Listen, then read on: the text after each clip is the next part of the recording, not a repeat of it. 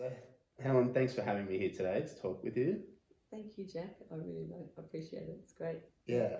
And I thought we would start with your personal background and how you came to this issue. Okay. Well, I grew up in central west New South Wales on a farm, big spaces, lots of animals and fun and brothers and sisters, and I spent. This is a real quick cut to the chase. I have spent about 20 years meditating after doing environmental work, and there's been a thread all the way through that's been something about what happens with groups. So you've got incredible things happen with groups, everything from overcoming matter, overcoming gravity. We can fly around the world, we can send thoughts around the world, to major catastrophic, horrific things happen in groups. And there's been something in me all the way along that wanted to understand that. Meditation is usually about a personal journey, but with groups it's different. It's collective. Yeah, so traditionally in meditation, we've been taught in all traditions for thousands of years, or as long as human memory goes at this point, that people have taught us about the I am. They've taught us about the individual journey, about overcoming obstacles, about becoming one with the divine in whatever form we call it, about lots of traditions have particular siddhas, for example, particular talents that people learn when they do spiritual work. But it's all about the I am, the individual person. What we haven't done collectively is put the same rigor to groups. What's happening on a spiritual level with groups? We've done it for us as individuals personally. People in the Western esoteric tradition, everyone has a higher ego, which is the part of us that's divine, that can move through all levels of creation, and that is cognizant and can recognize truth or love, if you like, at all levels of creation. Groups have an archetype, which is what Plato calls an archetype. Plato says for a horse to exist, somewhere there's a perfect essence of horseness. And so groups have an archetype, a perfect form, a divine blueprint, something that fills you with joy and enthusiasm and love and a sense of being connected to everything. But groups don't have their own higher ego.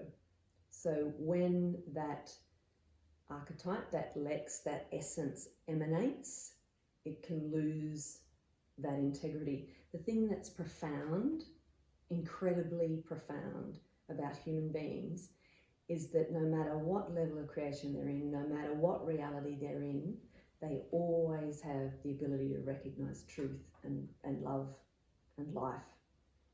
So let's say truth from falsity, love from flattery, data from wisdom or not real knowledge. And that's because we have a heart. If someone's telling us a bit of a furphy, we kind of go, and we kind of know. Even if we don't say anything, we may not act in any way, but there'll be a certain feeling of unease, and that's our heart. That's it's not so much the physical organ, it's the energetic heart that's our barometer for that, and that's our higher ego. Right, so in your work you're tapping with your own heart and the heart of people into the group consciousness. Yeah.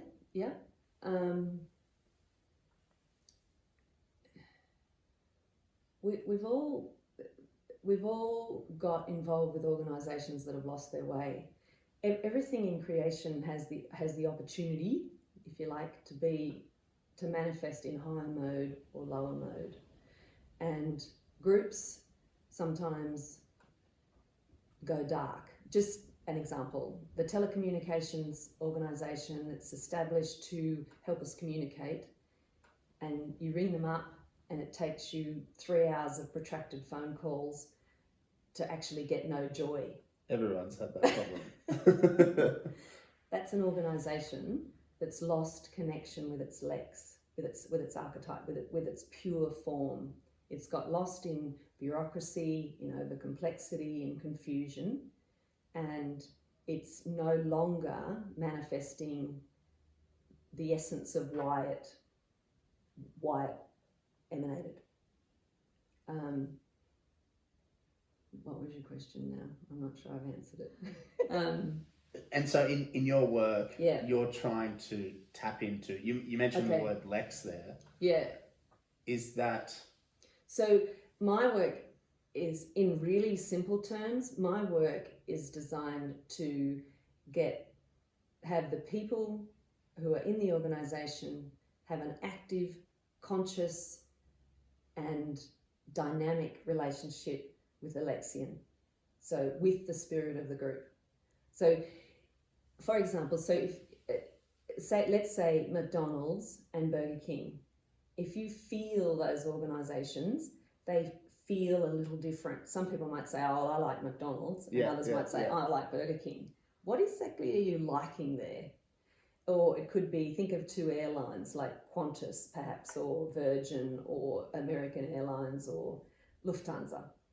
Each of them do essentially the same function, but they have a slightly different vibration, a different feeling. That's the Lexian. That's the spirit of the group that you're relating to. And we've got a thing we call culture with organisations, and we talk about dress codes and behavioural norms as culture. But what culture is actually the emanation, the downstream emanation of the Lexian. So if you think of the Lexian as the artist, right? Yeah. And culture is like the artwork. So if you try and change the artwork, you can paint over it and add some other colours and, maybe put some paper mache on top so it's got a bit of texture. But the really powerful thing is to talk to the artist. And the artist is the spirit of the group. It's the Lexian. It's the other being that's there. Now, corporate wizards, revolutionaries, kings, queens, religious leaders, all people all around the world have worked with the spirit of groups for centuries. Always. Yeah. It's the way they get things done. How do you think the army general controls his army? He doesn't speak to every individual person. He puts an impulse through the spirit of the group. He may give some decrees as well and communicate with people verbally, but there will be an energetic something that army general, if he's good, is holding. That's the spirit of the group. And so what I'm doing is simply I'm bringing a language and a structure to something that these people have been doing intuitively for as long as we can remember. Yeah. Yeah. So And what's the language that you bring in there? You mentioned the word Lexian. Yeah. I've never really heard that word before. Yeah. Yeah. And lex earlier on. Yes. I don't think that's a word used in common parlance. No. But it sounds like those exist on almost a structural chain of creation. Do you want to just talk me through that? Yep, sure. So Lex is, if you think of Lex Romanus, as in the law of Rome or the law of Moses. Yeah. Lex is a Latin word that means law, L-O-R-E, so the law or the way of things. Law as in L-A-W, so the law of the land, and Dharma, which is an Indian word meaning the way. It's there's a lot more to it than that, but the way. And so lex is, in ancient Greek, the lex means the word, as in the beginning was the word. And so lex is the essence of something. Think of, there was a peace and reconciliation organisation I was working with in Ireland, and when we tuned into its lex, its archetype, its spiritual essence, its living form, we found that you can have the message for the world, if you like, that it was bringing is that there can be peace and diversity in a harmonious whole. Because this organisation had been working with the north and south of Ireland in the Troubles. So it had been established to stop the vandalism and violence that was going on with that whole. A very big job. Very huge job. Yeah. But so the essence of the lex was the most incredible, joyful, peaceful essence that completely understood violence as well. And it was the essence that it was bringing was that there can be peace and diversity in a harmonious whole. They're the words I've wrapped around it, but the words are emanated. They're down here at this level with you and I. Yeah. The archetype or the lex is in a non-dimensional place. It's like it's out of creation. So you can't identify it, it's over there. Yes. But there is a somewhere-ness that you can recognize, and because we have a higher ego, there is part of us that is always present there. It's just a matter of becoming conscious of it, actively working to become conscious of it. So that's the lex, that's the most involuted, the most inner level, if you like. The next one down is the lexion. So you'll get a founder, for example, who is looking for a solution to a problem. Let's say it's fires or, something like that. And they turn inside themselves and they look, or the peace and reconciliation one, the founders look for a solution to a problem. So the vandalism and violence. They go inside and they align with some essence of something. And then the founders say, yes, that's it. There's an alignment between the will of the founders and the lex. When that happens, when the ignition happens, the founder will go, I know it. I know what to do. It's like, and they're full of life because they've actually had an experience that's opened something up for them energetically. And then what they start to do is they hold they use their own subtle bodies, they open a kind of grail-like vessel that allows the light, a reflection, if you like, of the light of the lex or the qualities of the lex, whatever it is. And so the founders will then start to design systems that fit with the qualities of the lex, whatever the lex is. So they'll say, okay, we need to think about how we would heal people. So they start to, how would we bring people together? Where would we bring them together? Right? And as the founders start to communicate and and one person says, I know what to do. We'll bring the perpetrators and the victims together in a room, in a healing place. And another person goes, yeah. But what they're actually doing is they're holding a place open and they're allowing the qualities of the lex to reflect into a place that I've called the heart of the organisation. It's actually something that's held in place by the founders. It's created and maintained by the founders, by the subtle bodies of the founders. They bring it into being. Yeah. Yeah. And so then they become the artist that... It's like their consciousness, they not surrender exactly, but they donate some of their subtle bodies to uphold this lex in creation, and that's the lexion. And it starts to become visible. The more energy, the more attention that people put on it. So if I find the idea and I share it with you, I don't give you a package. I plug you into the same space of consciousness, and that's the thing that's profound, because wherever we as living people put our awareness, wherever we focus, that grows. So if you put your attention onto a Lex that's bringing peace and harmony to the world, for example, that will grow. If you put your attention on violence and cruelty, that will grow. That's the nature of intelligible realms. Right. Once the organisation gets founded by the founder, the organisation then exists, but everyone knows that not all organisations either do what they intended to do or do something that's good or worthwhile. Yeah. So we're in a level of free will, and organisations they don't have, so we have a higher ego. We can be connected to the divine at all times. We are connected to love.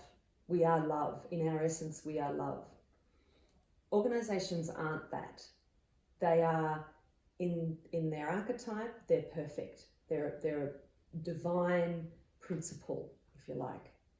But as they emanate down, so there's one level which is emanating, which is the Lexian, and there's another level further down which is what's called the Lexian, which is the level where the beliefs and attitudes and dress codes and all those things are held within. I haven't quite answered your question, but I'm going to give you this piece first, I think. That's all right. So when you interact with an organisation, when you can recognise that Burger King feels different to McDonald's, you're actually having a relationship with the Lexian at that point. Right. It's the downstream element of the organisation.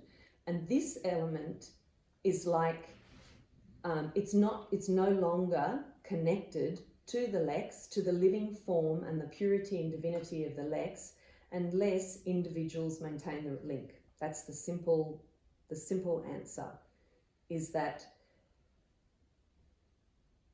in my experience, when you interact with organisations, when you look around, you'll find one or two, if the organisation has integrity, you'll find at least one or two people who have a relationship with the Lexian, or who are at least at the level of with the level of the heart, the core of the organisation. You will often find organisations that are completely disconnected from those upper levels. So they're operating in name only. You know, like, what did Shakespeare say? He said, what was his quote? The spirit of the law versus the letter of the law. And so you can have organisations that are operating in the letter of the law, but they've completely lost the spirit of the law. So they've lost why they were established. And that's how some organisations can go astray. Yep, that's how they go astray. Right. That's how they become dark. They get lost within the bureaucratic level. They get lost in the power plays. They get lost in secret agendas or not so secret agendas. They get lost in economic imperatives, and before long, they're completely disconnected from their Lex. They're still operating. They may still be saying that we're a telecommunications organisation. They may even be providing a telecommunications service, but it will be clunky, dysfunctional, complex, overly complex, really challenging to deal with, difficult to deal with, and it seems as if when you deal with them that they're not interested in communicating with you. They're just interested in taking your money, or whatever scenario it is that has a feeling like that. It's more it can feel as if the spirit of the organisation is more interested in itself than it is in anything else. And that's the challenge, because organisations have been set up by people to provide a service for people, but there's a variety of mechanisms that happen, and one is size. But as organisations grow, it gets harder and harder for an individual to retain, to hold the heartness, if you like, to hold the essence of the organisation. We operate in a world where there's global trends and mass movements of thought that move through creation, move through society. And organisations operate at the level of ideas. You know, we think they're down here because they've got an office block or things like that. But where they actually act is in the level of ideas. You can't put an idea in jail. And people forget that. So often what people will do is something is going in a certain direction and they try to stop it. You can't stop it. It's not in the physical. Organisations do not operate under the laws of gravity, the laws of time, the laws of physicality, laws of physics. Yeah. They operate under the laws of intelligible realms, which means gravity is fluid, time is fluid, space is fluid, for starters. If you want to be in another place, you just have to think about it. You know, it's a completely different law, completely different laws within that dimension, and it has no heart. That dimension has no heart, and don't go crooked at it. It's just not meant to have heart. Yeah, you know? yeah. But what's supposed to happen, or what can happen, let's put it that way, is that human beings do have heart. We do operate at that level, and if we choose to, we can retain the level of heartness throughout the organisations we're part of. But the key is that we have to be actively and consciously aware of the spirit of the group. We have to stop ignoring it or stop pretending it doesn't exist. Okay. And how do we go about doing that? Because it sounds difficult. Well, no, so if you're part of an organisation, go in on Monday morning, or you can start now, and ask questions like, what does it feel like? Does it feel heavy or light, open or closed? Just simple tactile feeling things. Is it cranky or joyful? Does it want us to do well, or does it not really care? And then so that's a starter, then ask some questions like, what does it believe? Right? And some people will rear up and go, what do you mean? It doesn't believe anything? Yes, it does. What does it believe? What does it fear? And what does it want? Are three really key questions. What does it fear particularly? What does it not want? Yeah. What is it resisting against? What is it trying to get away from?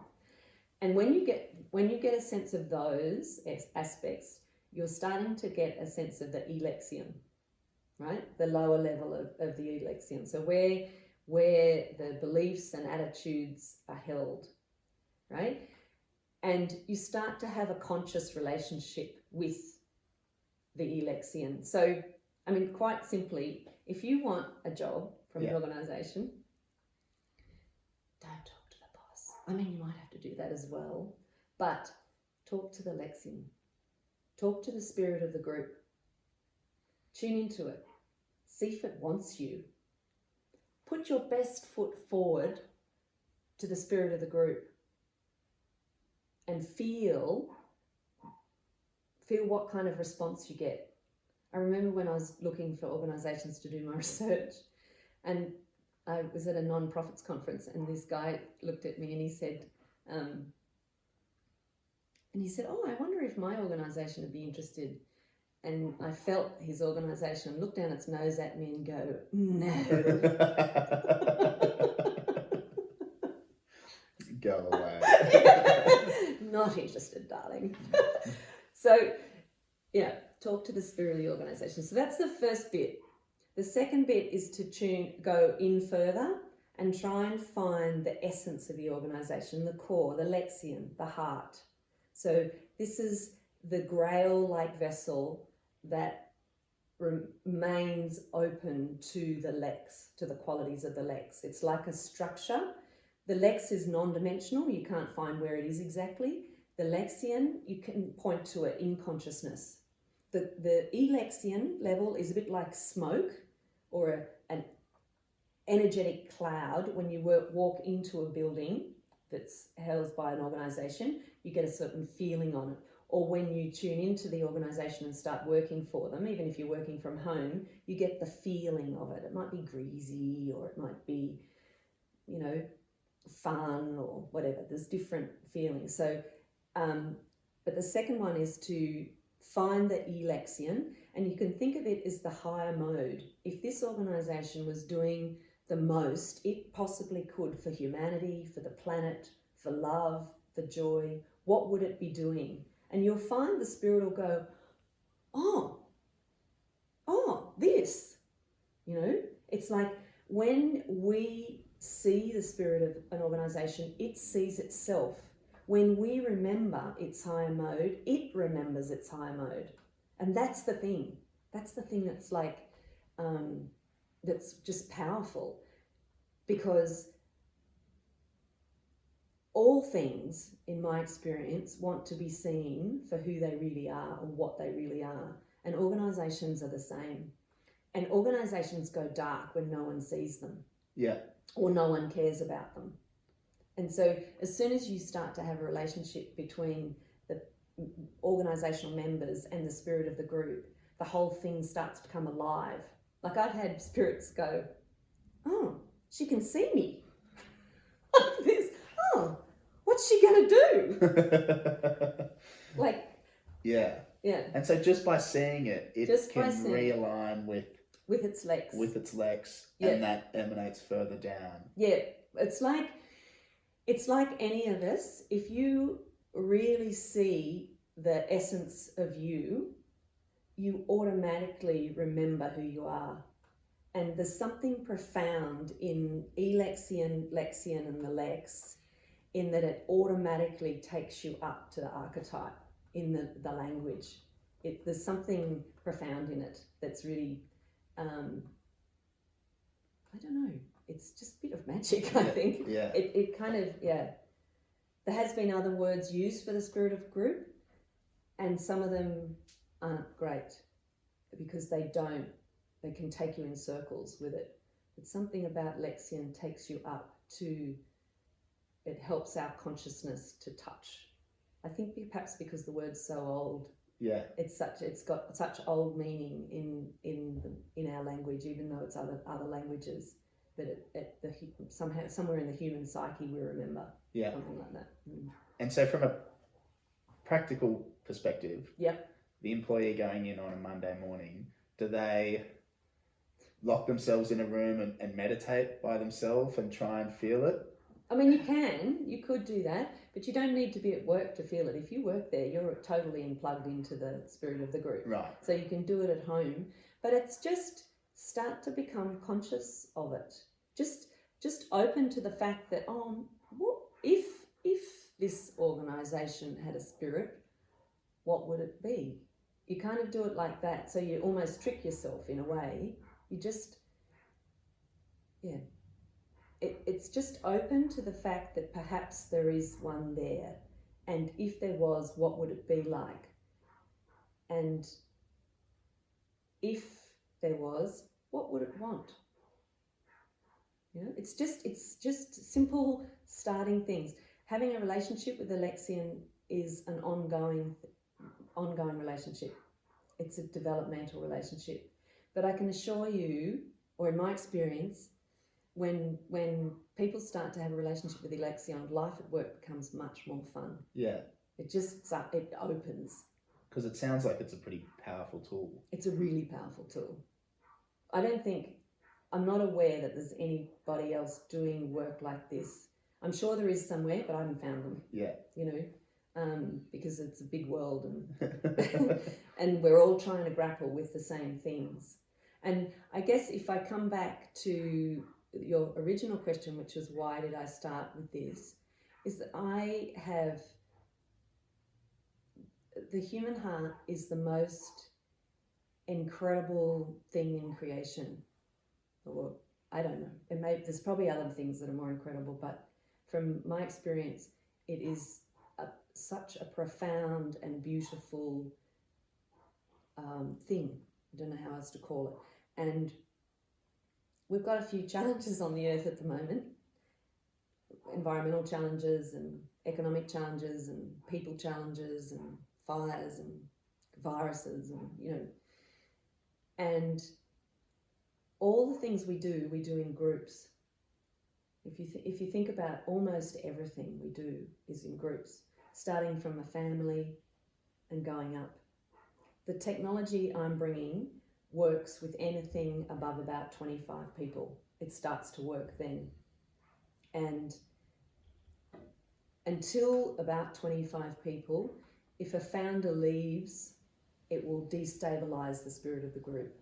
So, yeah, under about 25, the organisation, the spirit of the organisation is still pretty much resting on the individuals. But once you get beyond about 25, the spirit comes an entity in itself that will remain in form even if individuals leave or major roles are adjusted or things like that. So, yeah. And so every organisation, from education departments, from churches to hospitals and police departments, every organisation has a lex, has an essence. There's probably multiple lexes working with different organisations, or there is multiple lexes, but with a technology that constantly asks, are we connected, or where is that connection? I feel we've got something that could help us move out of where we are. Groups work together with Lexian, and the human heart, to me, is a pathway out of where we are. So you think this could have a big impact? I do. I do. Yeah. Yeah. It won't resonate with everybody, but that's fine. It'll begin, and it will grow in its own way. Yeah. Yeah. Well, it's something to look forward to. Yeah. I think so. Yeah. All right, Helen. Well, thanks very much for coming here today. That's all right. Thanks, Jack. It was an interesting conversation. Thank you. Very dense, but very important. Yeah. Yeah. It is probably a bit dense. Yeah. There's more stuff on my website if people want to kind of delve. There's academic articles and some videos and other videos and things that can help. But at the top level, it's quite simple. Just tune in. Yep. Start to have a relationship with the spirit of your group, whatever it is, be it the sporting club that you're part of, the CWA, Country Women's Association, the church, or if you're part of a multinational. Like, multinationals are bigger to alter. There's bigger forces at play, but the principles of it are robust. Yeah. And it's a way to imbue positive change. Yeah. Qualities of the human heart. Yeah. Well, that sounds good. Yeah. Thanks very much, Helen. Thanks, Jack. That was wonderful. Yeah.